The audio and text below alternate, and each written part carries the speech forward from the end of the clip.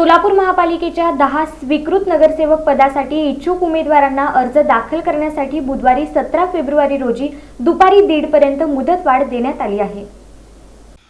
महापालिकेत स्वीकृत नगरसेवक होण्यासाठी भारतीय जनता पक्षाकडे तब्बल 400हून अधिक इच्छुकांनी अर्ज दाखल केले असून या 400 जणांची यादी प्रदेश कार्यालयाकडे पाठवण्यात आल्याची माहिती भाजपच्या शहर अध्यक्षा रोहिणी तडवळकर यांनी दिली। बुधवारी 18 फेब्रुवारी रोजी उमेदवारांना महापालिकेकडे अर्ज दाखल करण्यासाठी दुपारी 1:30 पर्यंत मुदत देण्यात आली आहे।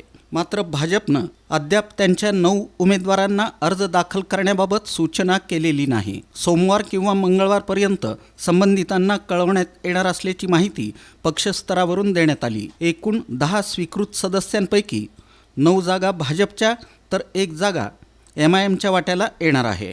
शुक्रवारी 20 फेब्रुवारीला पालिकेची सभा नियोजित असून त्यामध्ये स्वीकृत सदस्यांची निवड केली जाणार आहे। त्यापूर्वी बुधवारी 18 फेब्रुवारी रोजी अर्ज स्वीकृतीची प्रक्रिया महापालिका प्रशासनाकडून राबवली जाणार आहे। याच सभेत स्थायी समिती आणि परिवहन समिती सदस्यांची निवडही होणार आहे। स्थायी समितीचे एकूण 16 सदस्य असतील, त्यापैकी 14 सदस्य भाजपकडे तर 2 सदस्य MIM आणि शिंदे सेनेच्या वाट्याला जाणार आहेत।